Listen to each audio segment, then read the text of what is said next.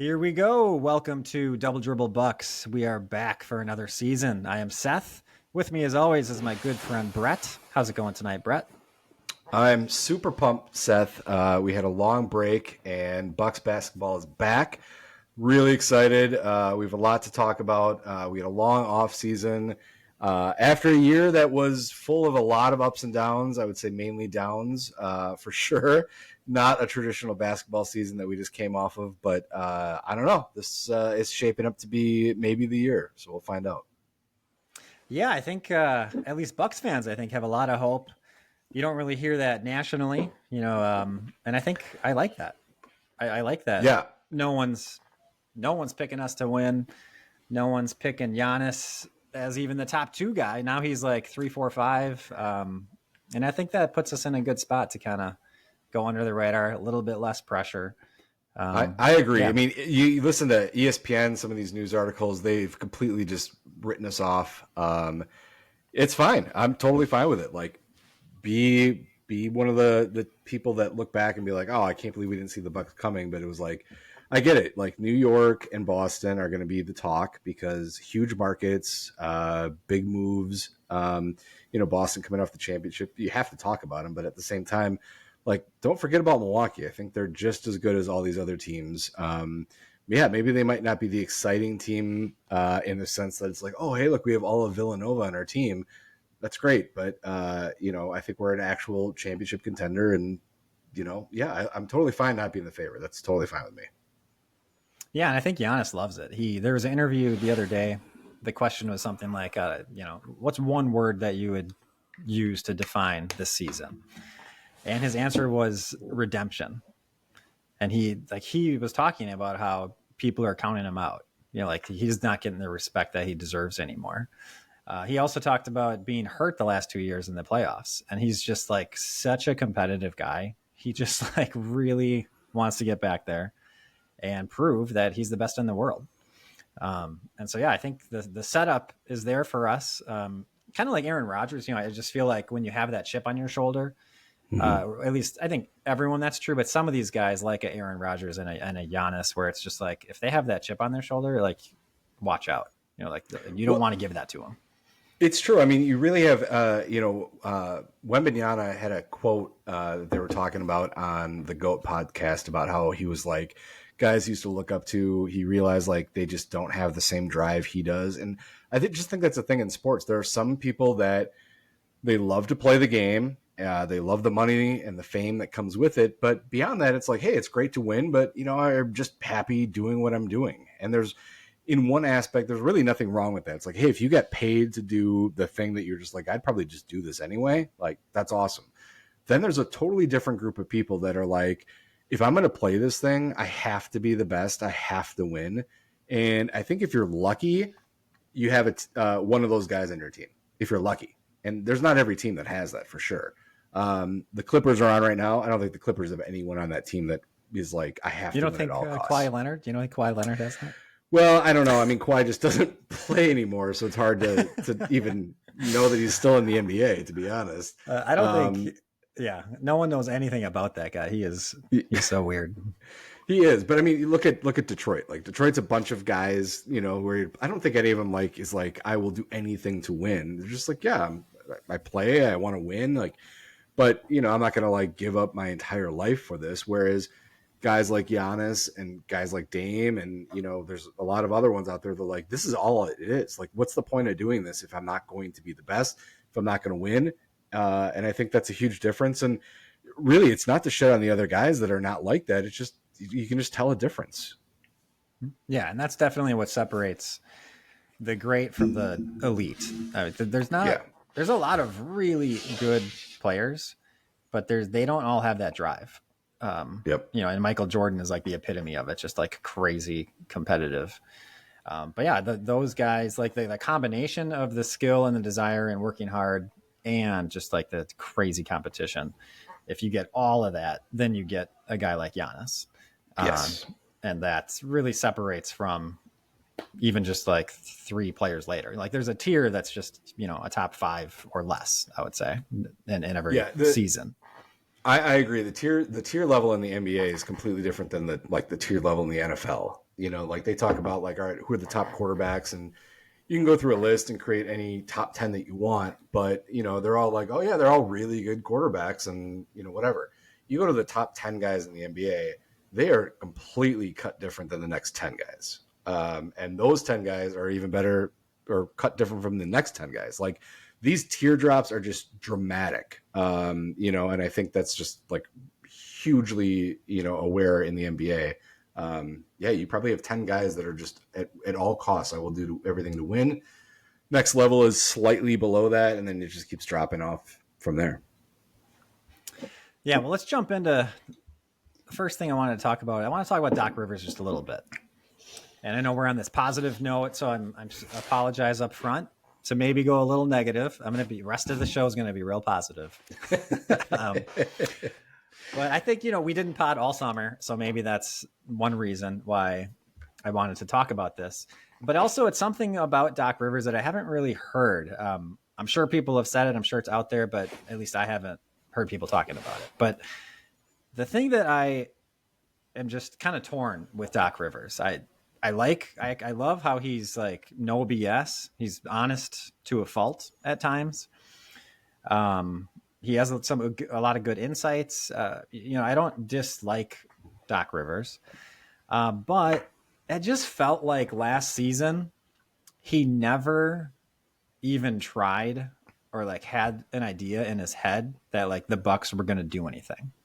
I just feel like some of the things that he said, and I probably just kind of tried to ignore it at the time, but then now some more quotes that we've gotten recently and just everything all together kind of now with like hindsight being 2020, looking back, it just really seems like he took that job and never even anticipated like trying to win a championship that year. Like I think now, yes, he's 100% on board. He's got his staff, he's got his plan, but it was like he took the job and then he just took the half season to just figure things out. Like one comment he made was like 10 after 10 days on the job, he wrote down that we need to get away for training camp.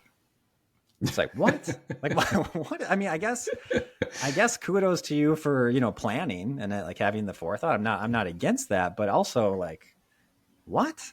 We need to get away. Like we're talking in September of this coming year, we need to get away for like the 5 days that training camp is. Like that's that important of a thing. And that's what you're thinking of this whole time. So just like, that was one comment. When he took the job, he said something to Horst, or I don't know if it was Horst, but whoever he was interviewing with, I assume it was John Horst, maybe someone else. He said, "I don't understand why you're doing this." Like that was the quote, yeah. Which I guess, again, I kind of like the honesty, but just some of those comments were he just seemed kind of just negative about that. And just the impression was like, this is such a bad idea to like fire your coach and hire someone else right now. And I think Horst's reaction was like, yeah, but we did it and now we want to hire you. It's like, okay. So anyway, just, I don't know if you felt that at all, if you've had that thought. Going through the season last year, I never really was thinking, I always had optimism, and then Giannis got hurt, and that's really why we lost in the playoffs. So I'm not sure it's totally true, but I just do feel like his mindset was on the 2024-2025 season, even last year. And that kind of rubs me the wrong way a little bit. Yeah, I can see that for sure. It's something that, just even watching the game today, I was like, it is bizarre that Doc Rivers is our coach. Like, it just really is something that just to this day does not click with me. It's, we were the first to hire a coach. We went with Griffin. Everyone was like, all right, like, here we go. This is the way it is.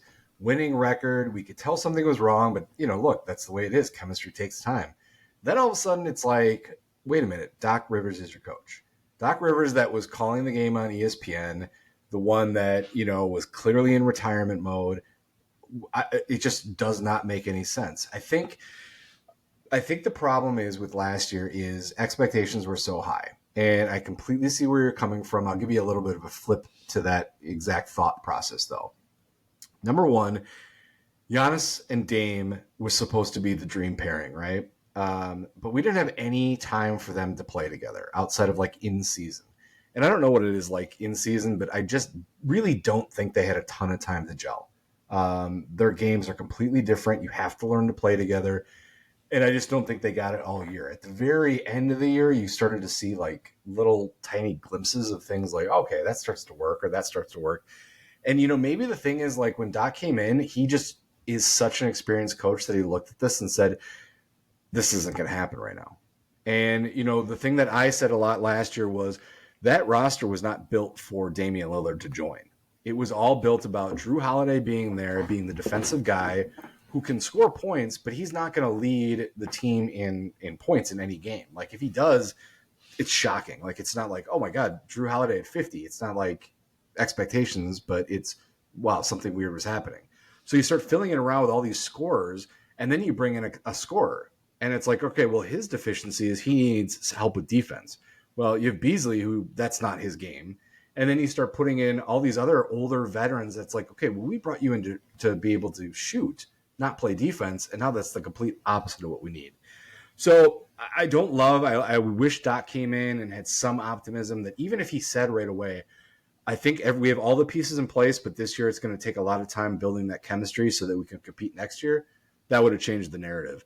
But I think as Bucks fans, we expected, all right, well, Dame was the missing piece. Here we go. Like we should win this, but maybe our expectations really were too high. Like maybe we shouldn't have thought you can't make all of the changes that took place and compete right away. It just doesn't work that way. But I don't know. That's just my counterpoint to that. Yeah, that's fair.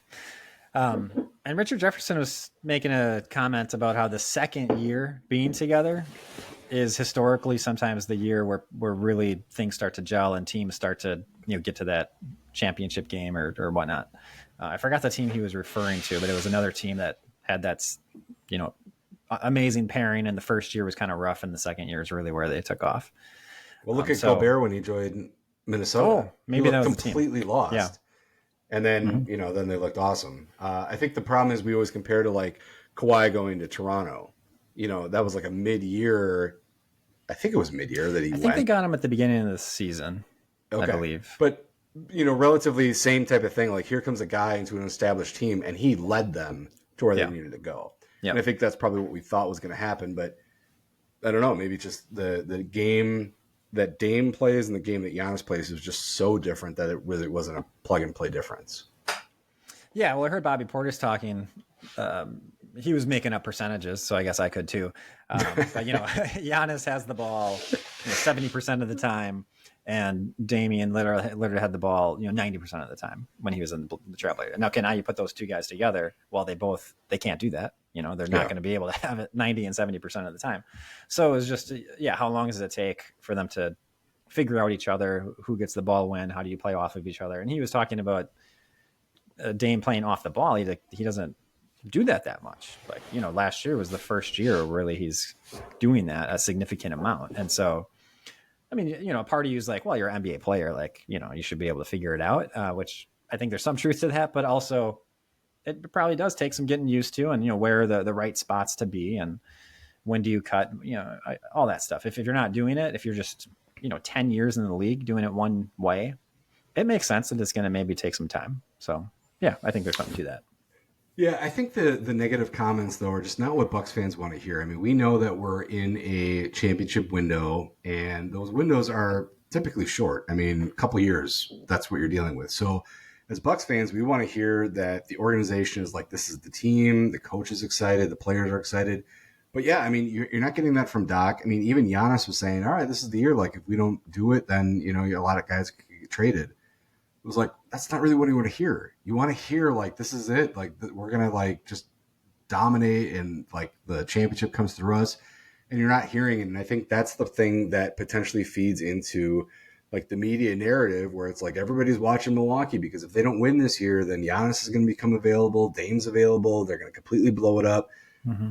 Yeah, I mean, that's always a possibility. That's a possibility with any team. Like, who knows what the expectations are. But I don't know. I just think, like, the biggest thing that everyone's missing is Giannis's, like, favorite player was Kobe. And Kobe stayed with the Lakers from the times that they were, like, the most dominant team by far to they were celebrating, like, ending a 19-game losing streak. And he was still there. And I think Giannis was like, that's what I want. I want to go to a place that has embrace me. And that's the thing with Milwaukee too. It's like, what is one thing Milwaukee has not done to make that guy like love Milwaukee? Mm. It's like currently we're exploring like adding his injured brother to the team to make him happy. It's like we're bending over backwards for you. I don't know that every other team is going to do that. New York, LA, I don't know if that they're going to find the space, but I mean, maybe I'm wrong. I mean, look at LeBron getting brawny, so maybe their teams will kind of make those adjustments from now on. But I don't know. I think Milwaukee's doing everything they can to make Giannis happy. This narrative that he's going to be leaving is just, I don't know, a little far fetched for me. Yeah, it's ridiculous, and all Bucks fans are, I'm sure, pretty tired of it and not excited to be hearing it. So yeah, hopefully the Bucks dominate beginning of the season, and we don't have to hear that because that is what they're going to talk about, especially on ESPN. TNT a little bit, but ESPN every day.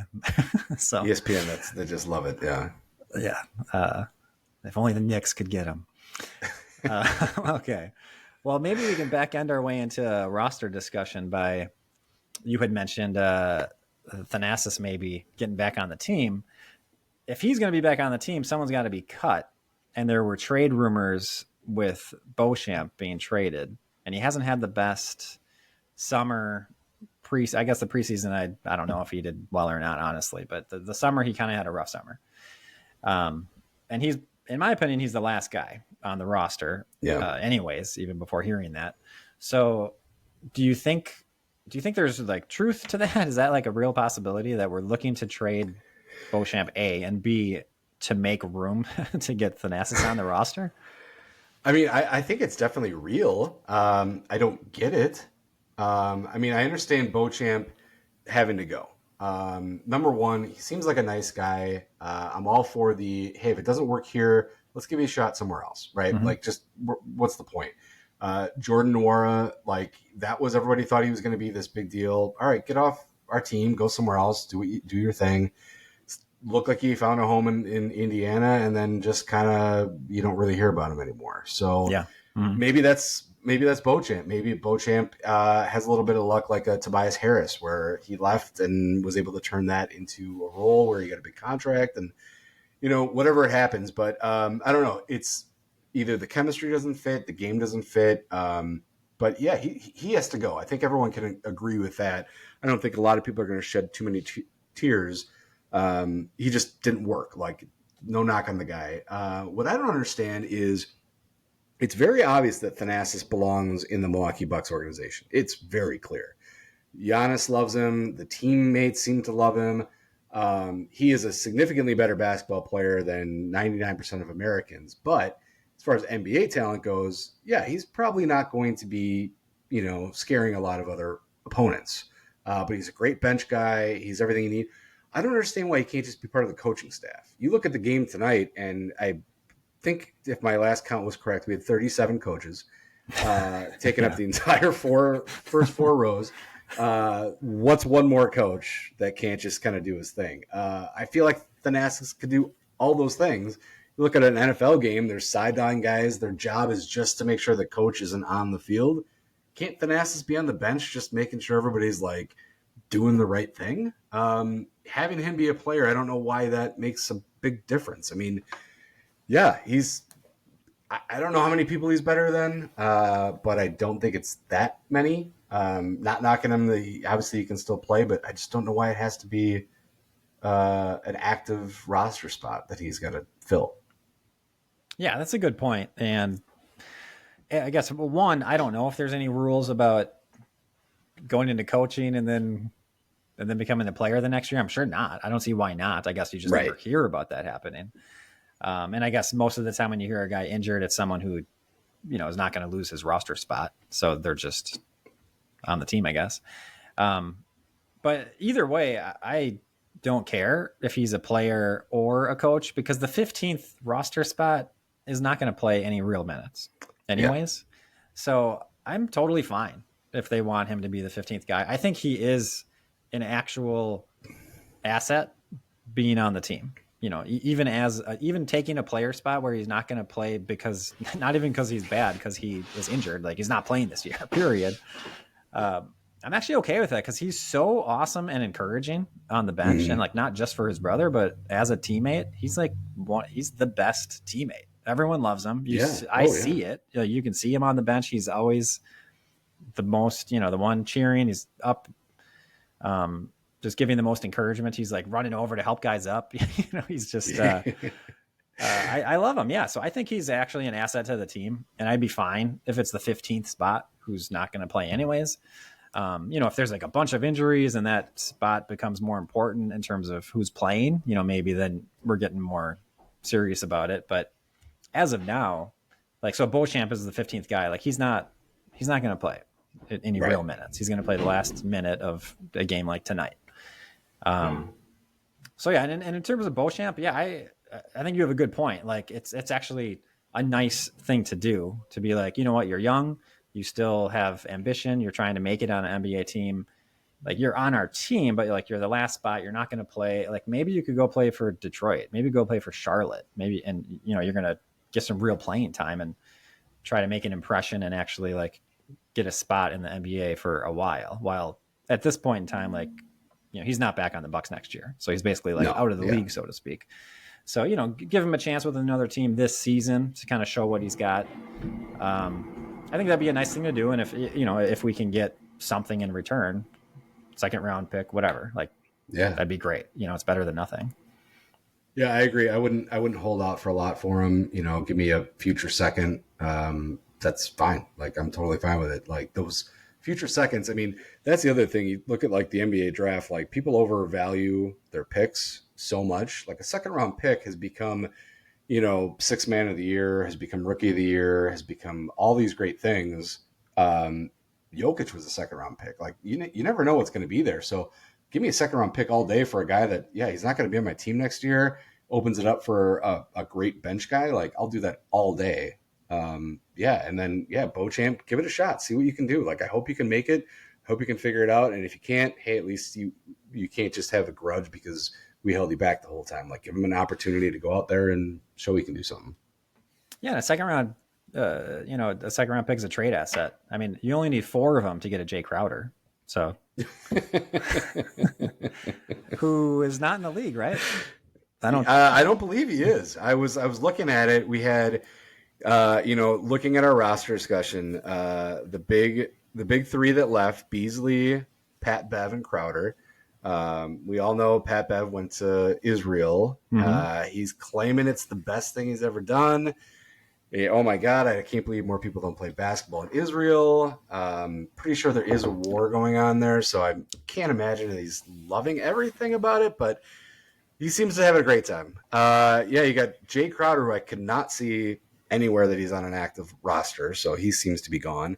And then Beasley, who went to Detroit, who, I mean, of all places you're going to pick, I'm kind of shocked that the Detroit Pistons were on that list. I mean, unless you really want to have that kind of that Beauchamp discussion of I'd rather go and play serious minutes, yeah, go to Detroit. But, Beasley had a pretty good year at Milwaukee for a while. He's still young. I was kind of surprised about the move. Yeah, I guess I don't know how much he's expecting to. So he's making $6 million, I believe. I think so. And maybe that's the best deal he got. I wouldn't expect him to get that much better of a deal. But you'd think he could get like a 2 or 3. Is it just a 1-year deal? 1 year, $6 million? I don't know. Yeah, that's I a guess good we question. should look stuff up before we go on a probably podcast. But well, if some of our listeners tell us what it is. that's right. Yeah, I mean, he in the first half was much better than the second half, at least shooting wise, and his defense was a problem all season, despite Adrian Griffin saying that he was going to be like the anchor of our defense. I guess he was like, Drew Holiday, Malik Beasley. It's no difference really. Okay, let's dig into the. But we roster. We got so 3 new additions. I'll just go through the names real quick because I have fun facts for all of them, and I'm going to save the best for last because it is possibly the greatest fun fact and why this person might be your favorite player the rest of the year. Okay. So we have Taurean Prince, who I will always remember from Baylor when he was asked in the post-game interview how they could get out-rebounded by either Harvard or Yale. can't remember. I think it might have been Yale. I want to say Yale. And he gave the greatest answer where he's like defining what a rebound was, and then saying, yeah, they got more of those. So I'll always love him for that. But the interesting fact with him, there's actually two interesting facts for Prince here. So number one, he was arrested August of 2022 on drug charges. But he actually didn't face any official charges despite being arrested. So all charges were dropped. We can assume Prince is totally fine. But yeah, that was kind of a big deal. Maybe why we didn't hear about him for a little bit, or I guess as much. But here's the interesting thing is, so he is Muslim, and he does fast during Ramadan. Kyrie Irving is famous for being Muslim and also doing the same. And I remember specifically during the playoffs, it was halftime of a game, and it was the first time he'd eaten all day. And I wonder how that's going to impact his game to be able to go potentially a whole half, a whole portion of a game, not having eaten anything for several hours. I would imagine that would completely zap your energy, but that might be something to watch. Yeah, that can't be the best way to go about playing in the best basketball league in the world. Right. Yeah, you'd think that you're definitely going to be draining. I don't think there's a way around that if you're not eating. I would think so. And hopefully they can manage it. I mean, he played some decent minutes tonight. I don't see what the final one was, but he was absolutely on fire. I don't think he missed a shot all game. At least into the fourth, he was perfect. So you would imagine he'd play some pretty decent minutes. I mean, of course, Middleton comes back. That's less minutes for him, and maybe they can work around it. But I don't know. I think it is something to watch. It is pretty interesting. We have DeLon Wright, who two interesting facts for him that I found. So number one, he is a two-time Pac-12 All-Defensive Team member. I guess how do you want to word that? What do you know what school he played for? I don't. I didn't have that in front of me. For some reason, I thought he played for Utah, but I guess not. If it was Pac-12, yeah, it's Pac-12. So yeah, I can't remember who he played for, but that's really good. I mean, that's obviously the type of roster position that we needed last year that we now have this year. But interesting fact for him is between April 5th and April 10th of 2019, he scored not only his first, not only his second, but his three triple doubles in a 5-game period. First, second, and third. So in a 5-day period, okay, he got his first triple double, followed up with his second triple double, and then followed that up with a third triple double. I'm gonna guess he was not fasting that week. I'm guessing not. I mean, in April, so I think it's probably like a summer fast. Right. Not summer fest, summer fast. But yeah, I thought that's pretty interesting. So awesome. He is capable. He is that kind of player. All around player. I could see him if he's playing point guard as a starter. I can see him getting those assists, but yeah, he's going out getting the rebounds and he can score. It's not his role to do that. I didn't really see him take too much initiative in that way, and I don't really want him to actually. But his general stats, if he needs to. Yeah, his general career stats: 45% field goal percentage, 35 from three, 3.1 rebounds, and 3.1 assists. So, fine. He was 40% from three last year. So that's good. I mean, that's what we need from him. That'd be great. That's right. So then our third addition, which was the big kind of wish list for the Bucks, was Gary Trent Jr. Still, very young, was looking for a big contract, didn't seem to get it. Really give a lot of credit to him for doing, I think, the right thing. Let me sign a 1-year deal with a contender and show what my worth is. And I hope he gets it, of course. I mean, obviously, I hope he has a great year and stays with the Bucks. But that's the type of thing you need to do. It's like, let me reset the market. Or, I could take a huge deal with Charlotte, but maybe that's not what I want to do. I want to kind of show my worth somewhere else. So that was pretty awesome. So Trent was a 5-star recruit coming out of high school. He was very highly coveted. But a son of a former NBA player, Gary Trent Sr., But here's the fun fact. My favorite fun fact of any player so far. He has 3 brothers. And Seth, we'll play a little game. Can you name any one of his brothers? Just their first name? Just their first name. Greg? That's a pretty good guess, but no. Okay. So he is Gary Jr. I was going all G's maybe. Yeah, well, that is correct. You are correct on that. So after Gary Jr. came Gary's son. Wait, Gary's son? Gary's son. Sounds Japanese, man. It does sound Japanese. That's something. Gary's son. So then here comes another brother, and that's right, Grayson. Okay. Not Gary's son, but different. Grayson. Little difference. And then here comes the last son here, and a combination. We went with Graydon. Garrison, Grayson, and Graydon. Okay. He got the most normal name of them. That's exactly what I thought. I go, if I was in that family, not to pick on any of these names, but it was like, oh, man, I'm pretty happy that I just got Gary. And so I can see. So the dad, I assume, is Gary, right? Because Gary Trent. Dad's Jr. Gary, yeah. All right, and he's like, I want because first son. It's like I'm going to name him after me. He's going to be Gary Jr. Yeah.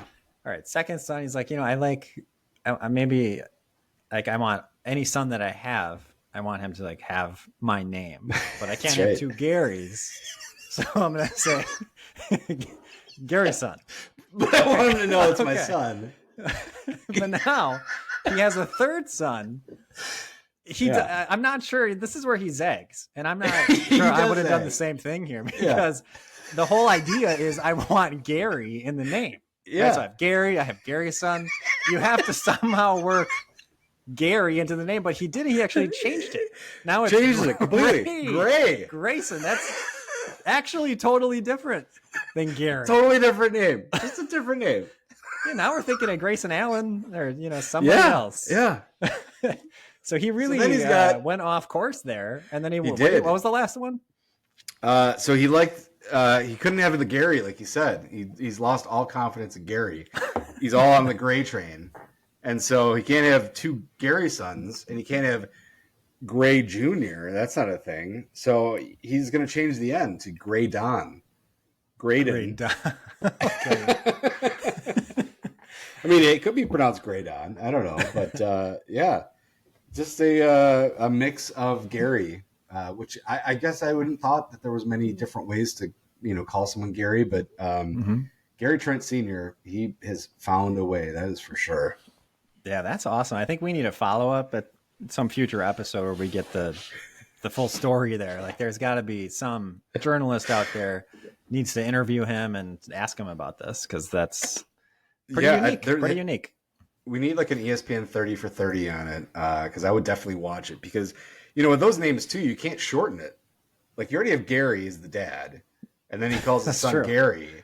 Uh-huh. But he can't also call Gary and have Garrison come over. That's not working. Like, that's not what I was calling.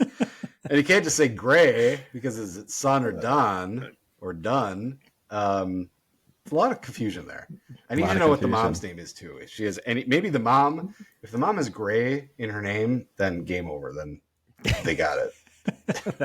Then I'm okay with all of it. It's perfect. Totally fine with I would have done the if same her thing. First name is Gray.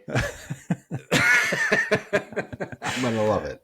Yeah, that is good. He is my favorite player now. Yeah, actually, I loved him playing today. This is exactly the guy that we wanted. A quick couple of comparisons. One comparison I was looking at was height.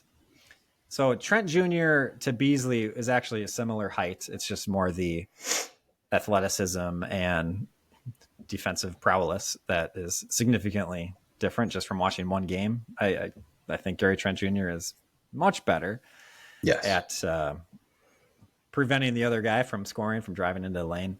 But the height wasn't that difference. But the big thing that I was looking for was Pat Bev was short. He was too short. He always did the too small but actually Yeah. Pat Bev was too small Well, at 6'1". And DeLon Wright is the perfect guy. He's equally, if not probably maybe at this point better, just because Pat Bev's getting older in terms of just a defender.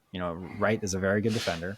I looked up a couple lists. He's in the top 50 defenders of a couple different, I don't know who did them, but top 50 in the NBA, that's pretty good. He's around some of the bit, like Chris Dunn was a name that people talk about as a good guard defender, and he was like, right in the same ballpark as him. Anyhow, he's 6'5". So 6'5" guard, like that's a good size. That's what we needed. The problem with Pat Bev is some of these guys just shoot right over him. Like as good as much as you're going to be like right there in his face, there's just some guys you just can't guard if you're 6'1", and like Dame, and that's the other thing. Our other guard is short. He's also 6'1" or whatever Dame is. And it's just like 2 6'1" guys on the court at the same time. That's just that's a struggle. So really glad that the guy that we got is a bigger, taller guy. And even Prince is 6'8". Crowder was 6'6". So all three of those guys are like a little bit taller. And the other thing I looked at was the 3-point percentage. We need competent 3-point shooting. We can't get a guy who just sucks. And looking at last season, Beasley ended up actually only 41%. He was like 52% or something to start the season. Yeah. But yeah, that second half of the year, he kind of really fell down. And he came down to about 41%. Well, Trent Jr. was 40%. Pat Bev really was not a great shooter. He was 35%. DeLon Wright was 40%. Crowder, for the minutes that he got, was 34%. And Prince was also 40. So all three guys we got were 40% last year. That's great. If they can do that, and they're probably going to get equal, if not better looks on this team, probably better looks on the Bucks. So you'd hope that 40% might even be better for these guys. And today it was 100% for Prince. So yeah, those are great pickups. Just looking at those couple areas. I thought also the age. Beasley 27, Trent Jr. 25, Pat Bev 36, DeLon Wright 32, Crowder 34, Prince 30. So we got younger in every single position, which is a big deal. Yes, absolutely. That youth is a huge thing. That was exactly what most fans were talking about, especially when you compare the Bucks to the Pacers. The Pacers just seemed younger, faster, stronger, more athletic. And yeah, that was like a huge thing. Crowder at 34 played like he was 38. Beasley at 36 played like 36. I mean, he played great for what he got, but then you add guys like Gallinari, who just looked like he was old. We just seemed old. So these are definitely some great athletic moves. Along those lines, let's kind of talk about some of the rookies we got. So for those that don't know, AJ Johnson was our first round pick. A couple fun facts for him. I do have them. So the AJ, so we all know, is Akeem Jamal. So that's our AJ.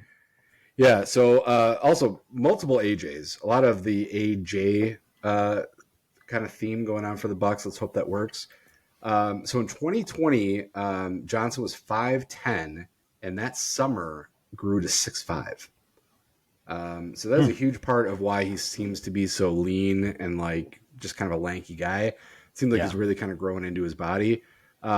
He was committed to Texas as one of their top recruits. He was a huge recruit, and he ended up decommitting and going to Australia, which is, I believe, where one of the balls, or both of them did, both balls, went to improve their draft stock. So that was kind of like his story of kind of why he did what he did. And then we have Tyler Smith, who another 5-star recruit, which I thought was pretty big.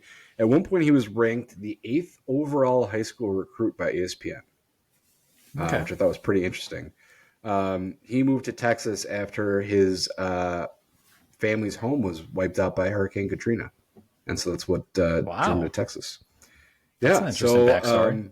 Yeah, interesting. Yeah, both guys, have interesting backstories. And I think, the thing with the draft is it's so different that, like, I really think the NBA prospects, the scouting team, don't spend as much time as people think. I mean, you're always acting surprised by some second-round talent that jumps out, and then they're always kind of, bad mouthing a first round talent.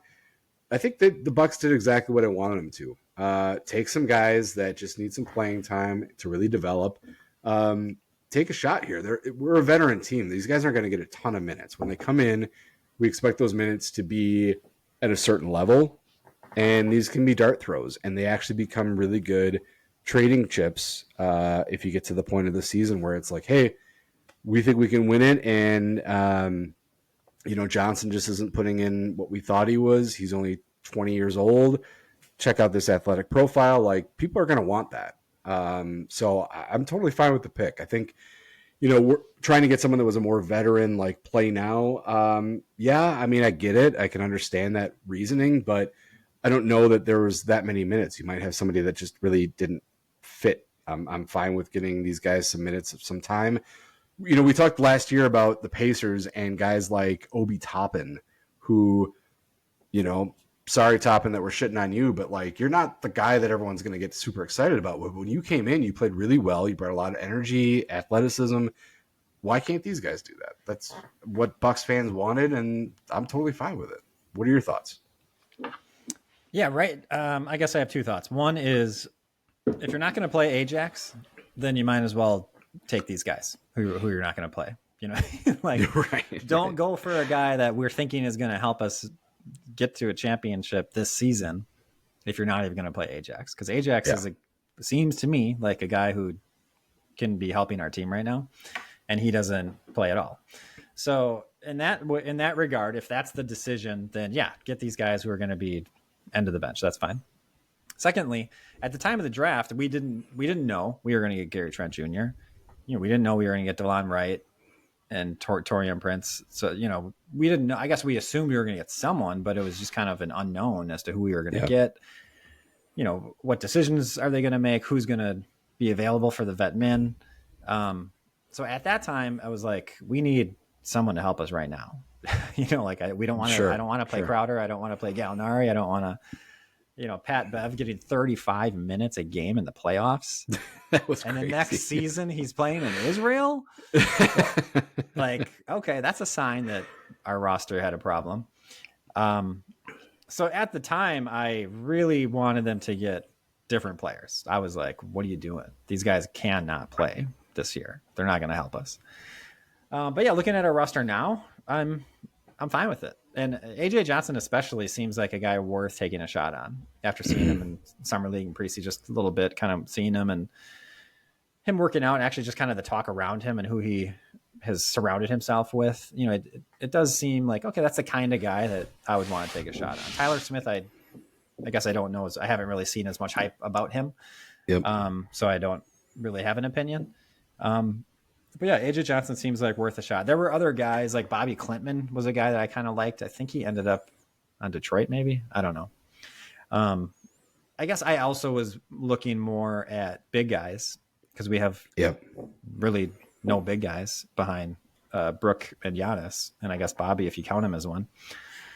And so that was the other thing where I was hoping for a big guy, and I still am hoping for maybe a midseason, get a big guy who can help us.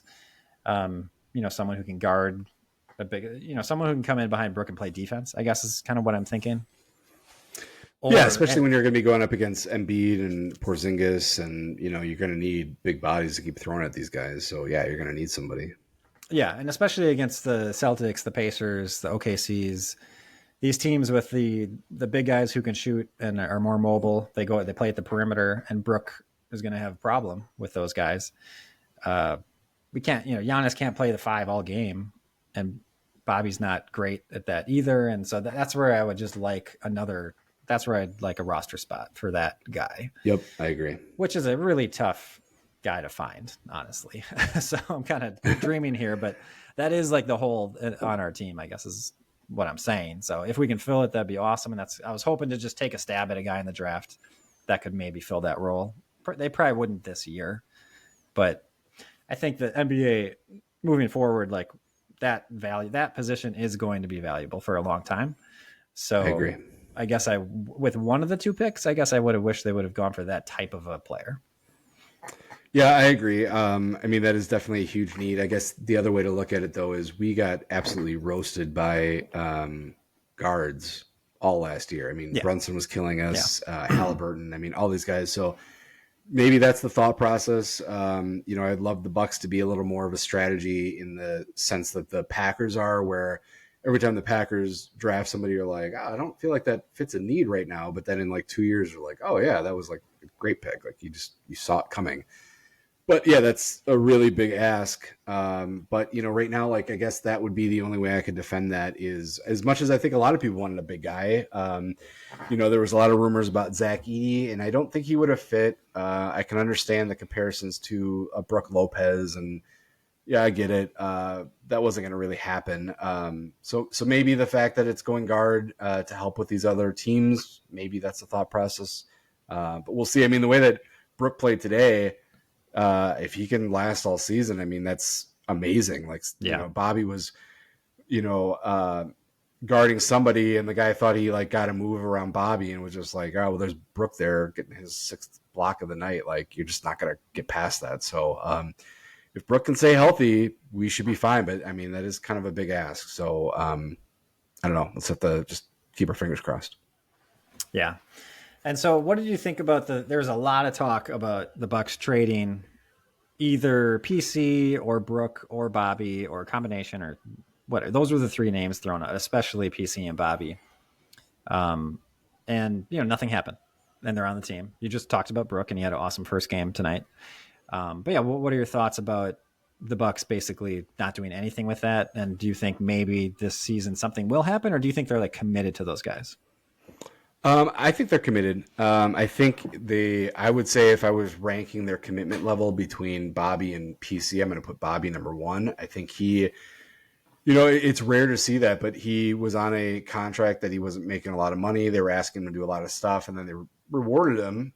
He still probably can make a lot more than he is, but he's been embraced. He loves where he's at. That is something that I think a lot of players overlook. I mean, you look at right now the Clippers game is on. Like playing at a sweet stadium like that with a great locker room, like that does help a lot of those guys. So I think whatever the Bucks are doing for Bobby, I think he's really appreciated. I think on the same flip side, I don't think there is a huge market for PC. I think he is great for us. I don't know that a lot of other teams understand where he fits, and I think that helps us because I think he's a great fit. He's a great leader. He fills a great role. I don't like some of the shots he takes in the sense that I feel like when he's wide open, he needs to be automatic. And, just like any other NBA player, he's going to have a certain percentage of those he's going to miss, which is unfortunate. You kind of want that kind of role player to be able to come in and almost shoot 100%, but that's not realistic. I wasn't overly surprised. I just didn't see the value for PC. I didn't see other teams valuing him in the same way. And I think Bobby, people were trying to underpay, and the Bucks kind of knew what they wanted. So I guess I'm not overly surprised that they're still all here. Yeah, I mean Bobby is actually a pretty good value. What is he? He gets like let's just call it 13 million. He gets something like that. He's gonna, and that's why he's doing the money sign, which I don't like. Yeah. But I think he's doing that because he has a player option next year that he's not going to take because he's going to get paid, and the better he plays, the more he's going to get paid. So I think, and that's good for us. That's good for us. For him, it's essentially a contract year. Players tend to do better during those years, and he seems to know it. So that's good. But yeah, I mean, we do have him on a pretty good value, and you saw it today. Like he does play an important role. As much as sometimes he's kind of a ball hog, kind of a ball stopper, people say, which is true. And so yeah, sometimes he kind of kills the flow, and it's frustrating. But a lot of times he kind of bails us out. No one's scoring, and Bobby is scoring like 12 of our first or 11 of our first 24 points tonight. And that's what he does. He's a professional scorer. He's a six man, like a prototypical six man who's just going to go out and get buckets.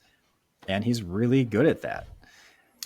He's not the best defender, but he gives energy. He gives a huge spark to the team, especially at home. The home, everyone loves him. So I think there are a lot of positives. And he is such a good scorer that he is worth more, really, than the 13 million. And he's a big, somewhat big guy like we were talking about. We don't have a lot of those. So if we trade him, I mean, it has to be for another big guy. It's like you can't lose that big roster spot. While PC, we have a lot of wings. Like you could lose PC and then just play Ajax instead of PC. And maybe I'd like that. But I mean, honestly, I thought PC was awesome tonight. The thing he does that other guys don't do is he cuts to the basket like at the right time. Like, I don't know, he just has a knack for that other guys don't have the knack. And actually Ajax is pretty good at that.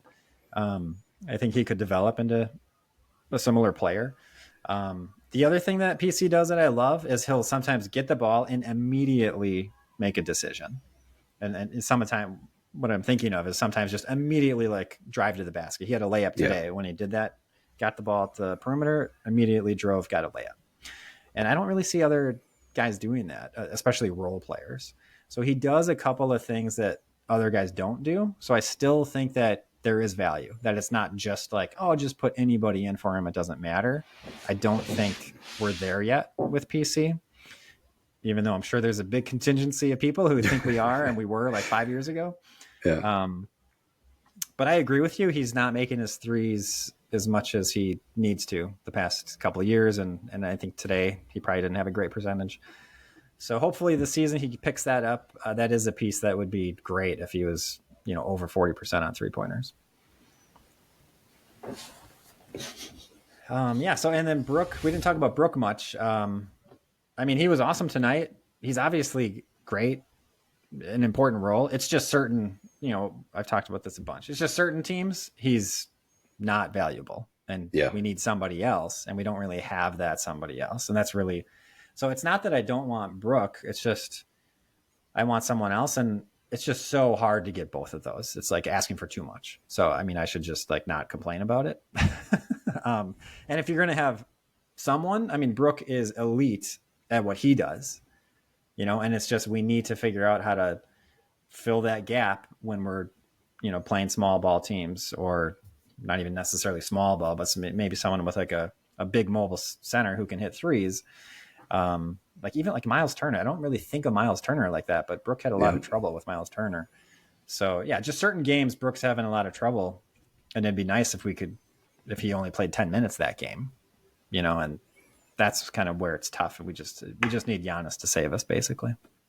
Yeah, I mean, you're right. And I think that's the hope that, Doc can understand that, because, you have a more athletic big man, and Brook he looks slow and he looks gassed the whole time. Whereas Philly, even without Embiid, they still kind of played the same role where they allowed Brook to have his, back to the basket and kind of like, sit around the lane and kind of play that defender role. And he killed it. He was completely elite tonight. I mean, the season's starting and he's averaging 6 blocks a game. I mean, that's insane. Obviously, it's not going to keep happening.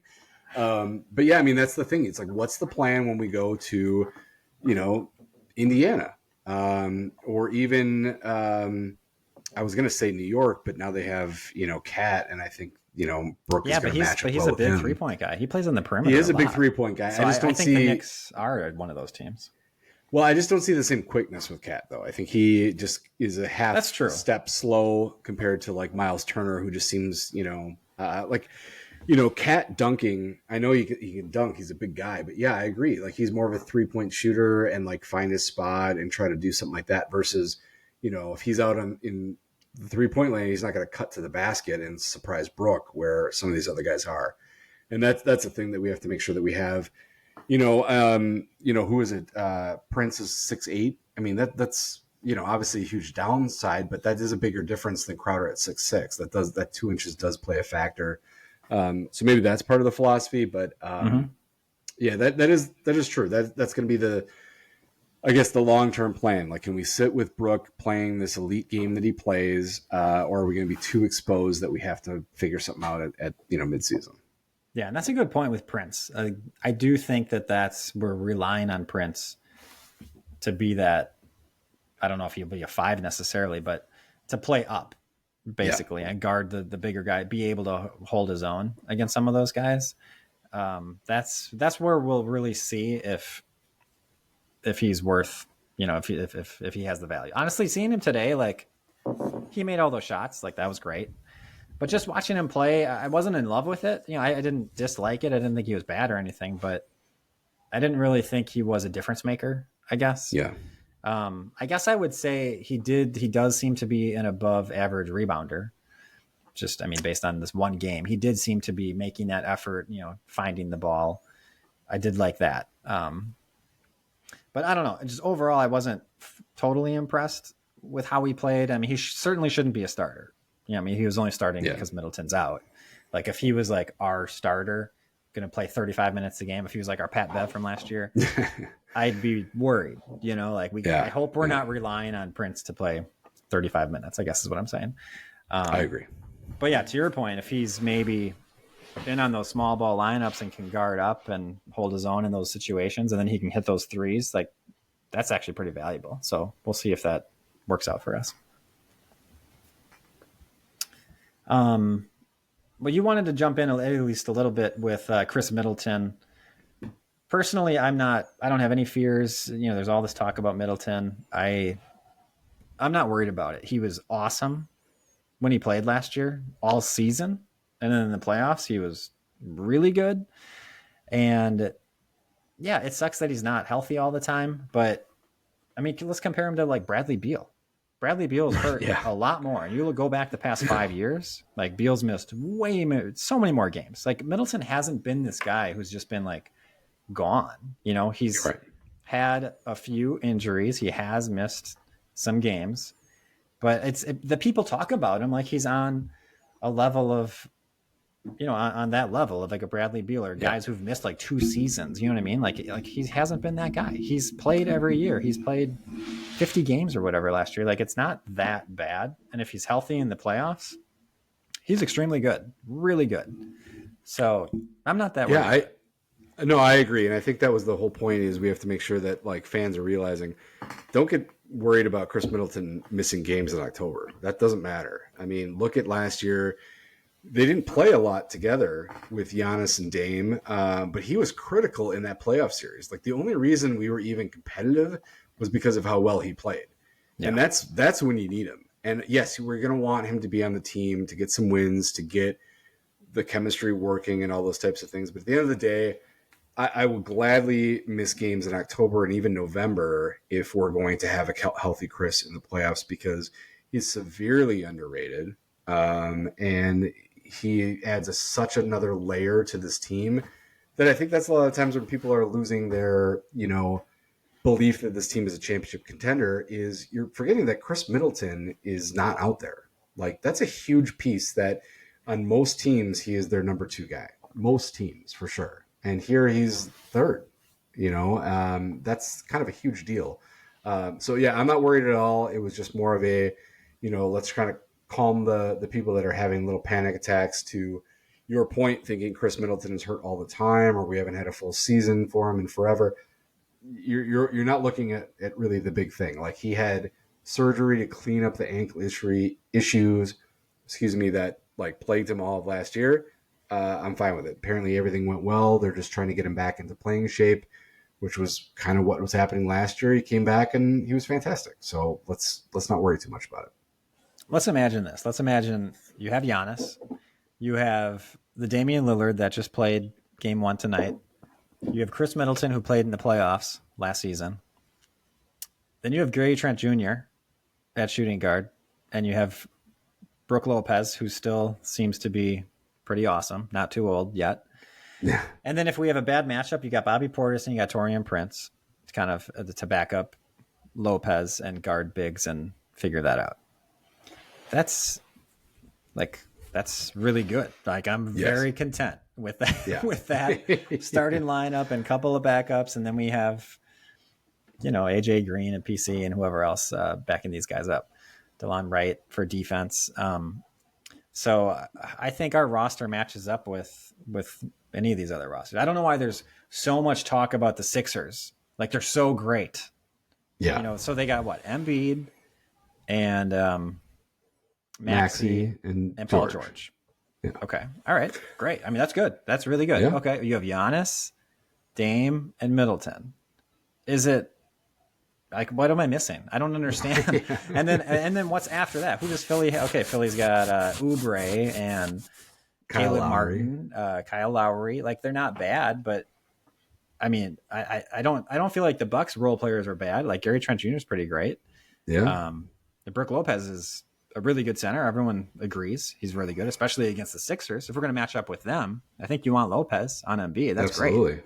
So it's just kind of, it's just people kind of go off and then it kind of snowballs on itself. One person says it and another person says it. And then now maybe they're all wanting to agree with each other. I don't know what happens, but for whatever reason, like the Sixers are so great and the Bucks are like, oh, write them off. There's no chance. When you look at the rosters, it's like, why would you say that? And Well, then you look at the history of Embiid and Paul George. Like, yeah. shouldn't you be writing off the Sixers before the Bucks? I just don't get that. Well, I mean, the Bucks. A lot of those, playmakers have been on the Bucks for a long time. You look at the Sixers. This is the island of misfit toys. Lowry is like, you're still in the league. Holy cow, you're still there. And Caleb Martin, where do I remember that? Oh, he played for Miami. That's where I remember that guy. And like, oh yeah, you're just getting all of these scraps from leftover teams. Like, that's why you think they're so great, because at one point all of these guys were really good on their respective teams. Yeah, well, now they're role players on a team. They're not used to that role. The Bucks players, those guys are ingrained knowing, yes, I'm the fifth option, the sixth option. I know my role. I know exactly what to do. Bobby Porter said it today in his interview. He goes, I know my role and I do it really well. It's like, yeah, that's all we needed to do. Kyle Lowry was the number one scoring option on his team for a while. He's not the number one scoring option on that team. He's fourth at best. So that might, cause problems at some point, or who knows? But I think that's a huge part of it. It's that name recognition, and that's fine. Like, we go back to the beginning, assume that the Bucks aren't going to win. That's totally fine. Let's just play that game and see where it goes, because I have complete confidence in this team this year. Definitely. Okay, well, let's move on to a segment that we're going to do, maybe not every week, but sometimes, and we're going to call it the Flop Corner. And I think, Brett, do you have something this week, or am I speaking too soon? No, I do. Okay. So the Flop Corner this week is going to be the LeBron edition. And why don't we say why don't you do, what is the Flop Corner? Maybe just tell our audience. The Flop Corner is going to be our area where we're going to call out a player, whether it's their game performance, their off-the-court performance, but we have a little bit of a beef with them for some reason. Probably just kind of the annoying factors at a 10 here. But we need to address LeBron James, who, as we know right now, I'm not a fan of while he's currently playing. I'll come around to it down the road. He is way too obsessed with his brand. He doesn't care as much about basketball. It's obvious. You can fight me on that. It's clear. I'm not going to lie this one. So then over the summer, the Lakers draft his son, Bronny. Okay. As a father, I totally get it. I mean, how cool would that be to play with your kid? That's awesome. As a basketball fan, this is total trash. This is like one of the dumbest things I've ever seen in my entire life, to the point that you had agents calling teams saying, don't draft him. They had no interest in drafting him. He is an undersized player who averaged less than 3 points a game. People aren't getting crazy. Like, at best, you were going to get a team that drafted him to hold him hostage and be like, give me your first round pick so that LeBron can play with his son. Like, but that's not fantasy basketball we're playing here. This is the real life. So people are, I'm not wasting a pick on Bronny James. It's not going to happen. So everyone knew the Lakers were going to get him. Like, you didn't have to do all those types of things. DeMarcus Cousins, of all people, who's not somebody that was always the voice of reason in my mind, he said the Lakers, rivals do not think that they are serious about contending, and I completely agree with that. They are about the show. It is the Showtime Lakers, but not understanding what the Showtime Lakers were. The reason the Showtime Lakers were the Showtime Lakers in the 80s is because it was like you had to watch them. They were so entertaining that was better than any show that you would go to, movie, play, whatever you want to have it. The Showtime Lakers right now this is reality television. This is the most ridiculous thing that is happening in the NBA. Number one, you have J.J. Redick with zero coaching experience, a very unlikable guy who's hired to be your coach. Number one, all right, this is total train wreck. Then you get the star player to get the team to draft his son, so they can stage things like last night where it's like, oh, we're checking in at the same time.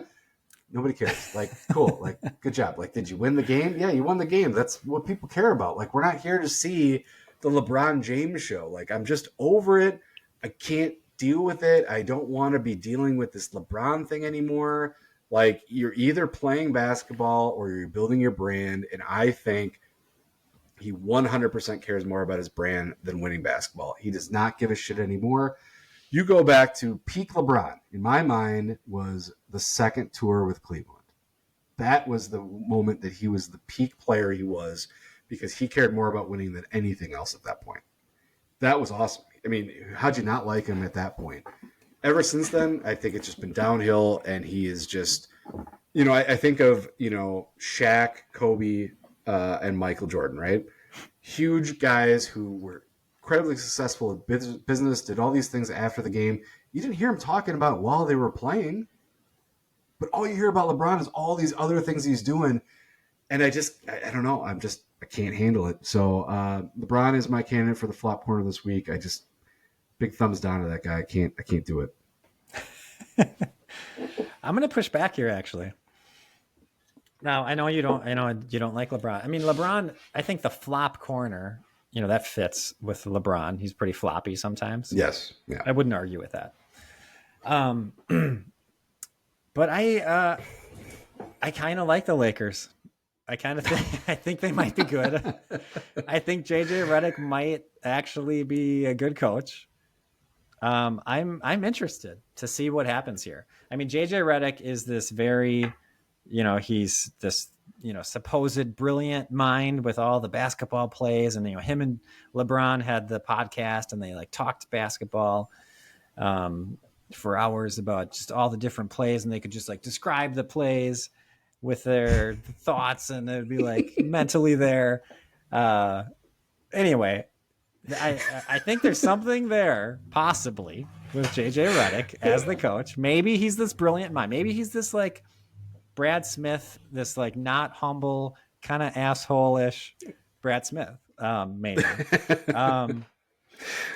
And so Bronny, okay, the thing with Bronny, you can just think of it like it's Thanasis. I mean, it's the same thing, right? So I don't really, it's annoying. It's really actually offensive that they would call their teams and say, don't draft Bronny as if they're going to draft him. You're right. Okay, that was a good point. I agree with that. But I think it's totally fine that they gave him however much money they gave him for. I think they signed him for like 4 years, like he's guaranteed for 4 years, I believe. Yeah, I think it was $5 million over 4 years, so it's a little over $1 million. It's not a lot. Okay, I think you should really check yourself though for comparing him to Thanasis, because when Thanasis comes in, outside of the home crowd being excited for him, we don't make a big deal about it. LeBron is making a huge deal. Oh my God! Yeah. It's me and Bronny. We're both coming in at the same. Can you believe it? Is everybody watching? Do you see what is happening? Yeah, we got it. Like, yeah. No, there's a cringe. There's definitely a cringe factor with the whole father-son thing, and and the father-son's different than one brother, like 6 brothers or whatever. Right. But okay, yeah. I mean, it's cringy and over the top, definitely. But do I blame the Lakers for drafting him and signing him and committing to him for 4 years? And normally that late second pick would be like, maybe you're on a 2-way contract. No, I'm fine with that. It's really just them saying like, we want LeBron James to stay on this team. And LeBron James, I still do think he does care more about basketball than his brand. Although he definitely cares about his brand. He has for a while, though. That's been a consistent thing for many years. He's kind of been able to do both at the same time. It is annoying. Ultimately, I think he cares about winning a lot, and I think he does want to win. And there's certain games, like he just can't do it all the time. 10 years ago, he could do it every game, and he was just unbelievable. Now it's like he's got to kind of conserve his energy and kind of pick what games he's going to do this, pick what quarters he's going to kind of just go off and dominate the quarter. He can't do it all the time, and he's kind of has some little injuries here and there, which he used to just never have any injuries. Yeah. But he is like, I mean, he's definitely a top 10 player, I think, right now, still. He's like, I should say this. When he's playing his best, he's actually a top 5 player when he's playing his best.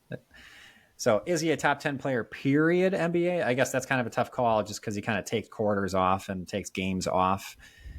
So that's maybe more questionable, but I think the desire is there. I think he wants to win. AD is unbelievable. Again, he's got the injury problems his whole career. But those two guys, when they're playing their best, that team is as good as any team. Like, they're awesome. Sure.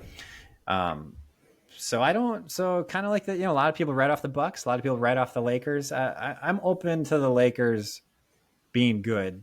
I think it's a low probability for JJ Redick to succeed in his first year at the age of 35, however old he is. Yeah.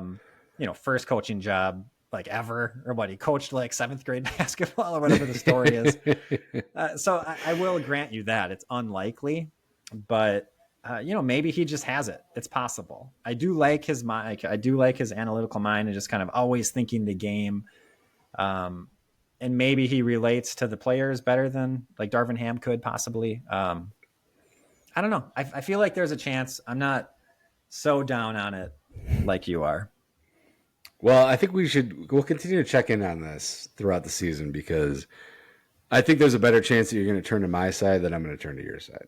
But we'll see. We'll come back to this. Interesting with the Lakers, like they were pretty good. They actually played the Nuggets really well. Actually, both the past 2 years when they got swept both times.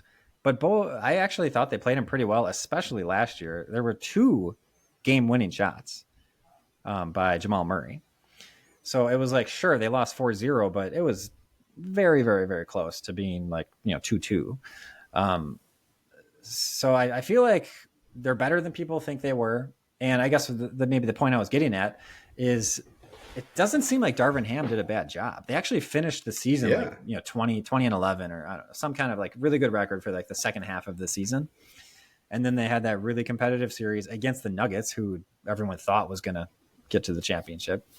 And so it just seemed like he didn't do that bad of a job. But at the same time, all season, all Lakers fans were complaining about Ham. And there's like one guy I follow on Twitter who is like the super analytical. I think he's a coach or something. And he would just go over all this stuff. And like, he was pretty down on Ham and like the plays that he would call and like the percentage of time that they didn't have a organized play, all this kind of analytical stuff. And he was just like way down on Darvin Ham, and then everyone was, and they fired him. And it kind of made me think a little bit of like Coach Bud. Like the Bucks did great. We were like top 5 defense, and then we lost in the first round to Miami, and then like you're gone, and the previous year you lost to the Celtics in 7 games. And it's just like, and we just didn't like him. There were like things about him in the playoffs. Like, even though we won a championship like 2 years prior, that Bucks fans, including myself, were like, I don't trust this guy. Like, get him out of here.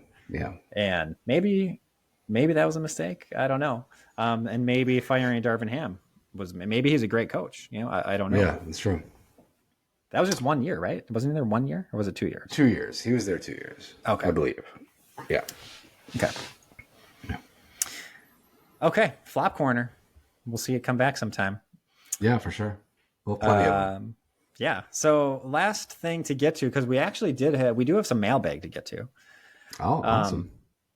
Yeah, we had a guy named Bob. He wrote in with a few questions. A couple of them, we want to respect our listeners. We want to respect the Elizabeths and the children, and people out there who we don't want to get too crude with. So a couple of the emails we're going to have to ignore, but he did have this question, which I think we can take on.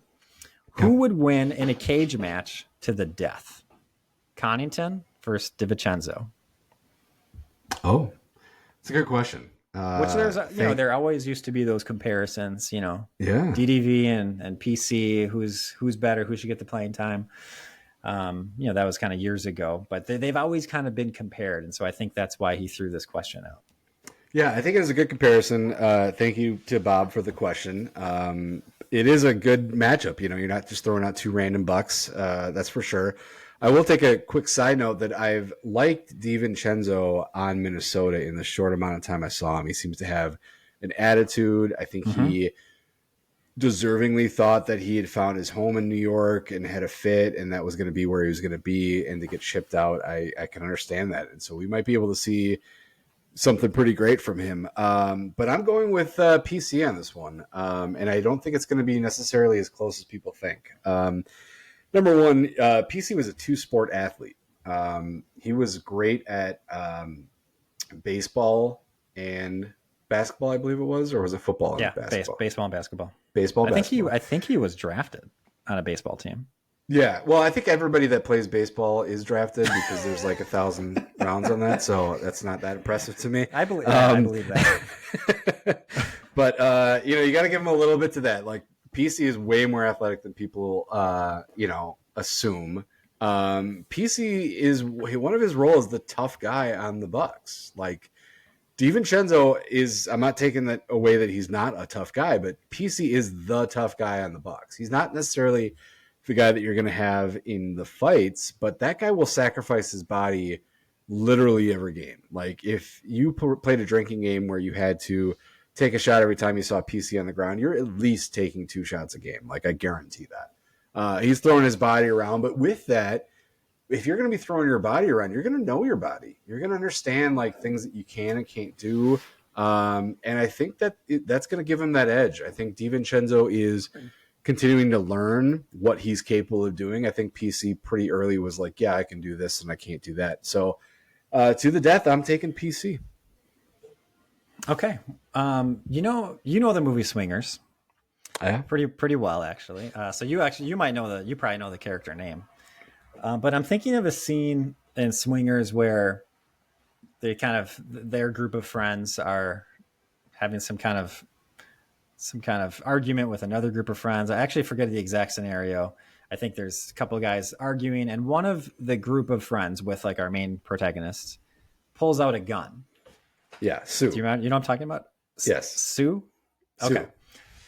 Okay. He pulls out a gun. I think Vince Vaughn is like, House of Pain wasn't going to do anything. Yeah, you asshole. Yeah. So I think that Sue is kind of like Dante DiVincenzo here, where he acts the tough guy. He's got attitude. He walks around like he's able to take on anybody. But when it comes down to it, I don't think he's going to be able to fight PC to the death. Yeah, I think you're right.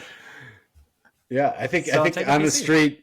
Yeah, I think you're right. I think that's an excellent example. That was well done because for sure, I think if you saw the two of them on the street, PC is probably more approachable. He's probably got, some Kohl's cash in his back pocket and he's rocking, some whatever generic look. And, Dante is going all style and kind of looks like he might be, someone that you might not want to mess with. But, yep, push comes to shove. I think PC is going to take him down. That was a excellent example. I like that one. Okay, well, there you have it, Bob. I think PC is going to take DDV. All right, we did have another question. Actually, it's from our biggest fan, supposedly. The question is nothing to do with basketball, which we're okay with. We're a basketball podcast, but we can, we can be your therapy group. We can, ask general trivia. Yeah, we're here for everything. Yeah. So if the moon was made of spare ribs, would you eat it? Yeah, great question. I'm going to have to tell you something. This kind of there's not an easy answer. So spare ribs, for those that don't know, tend to be a little bit tougher than the traditional baby back rib. And I think that makes a huge difference for me because a spare rib, I think when it is a little tougher, you have to cook it perfectly. Baby back ribs have a little more flexibility in how that you can prepare those things. So I'm going to go and be kind of negative and assume that the spare ribs are not cooked to perfection. And then all of a sudden you have too many and it's just like, you have a bad rib and it's a bad experience. You get super excited for them because you're like, oh, ribs, they're going to be fantastic. I just can't wait to get into this. Take that first bite. And if it is not good, you kind of the whole thing is just kind of done. So I think if it was baby back ribs, I would say absolutely. I think there's a lot more ability to have that cook just be a little bit off and you're okay. I'm going to say spare ribs is going to be the deal breaker for me, and say if it was spare ribs, I'm going to say no. Okay. Well, this sounds like a test, because the moon, I mean, I'm not Mr. Science here, so I don't really know what the details are, but I feel like the moon is pretty important. And if we lost, if someone ate the moon, maybe we wouldn't have an Earth anymore, perhaps. That's a good point. Yeah. So it's kind of like, can you resist temptation? I think interesting. It's maybe a deeper question here. So I think my answer is I hope that I would not eat them, but it might be difficult because ribs look and smell really good. And maybe if I'm coming off of a fast, maybe I can't help myself. So I hope I don't eat them, but I might. I don't know if I really can't answer for sure until the situation arises. So we'll see. Yeah, it's kind of like if your own body was the most delicious thing you've ever eaten, and you like accidentally bit your hand, and you're like, oh, that was really good. But the more you keep eating, that you're just eating your body. Like you're done. Maybe that was the bigger question there. So yeah, can you fight the temptation of what you're doing there? That's not a bad horror movie concept. Yeah, that's a good one. Mm-hmm. Trademark. Everyone, Trouble Bucks. Nobody take that. That is owned by us. Okay, well, I think we'll end it there. That was good. We need more questions. Send them in. That is doubledribblebucks@gmail.com. You can follow us on Twitter at PodDDB. Subscribe and rate us on Apple, Spotify, or wherever you listen to your podcasts. Until next time, go Bucks.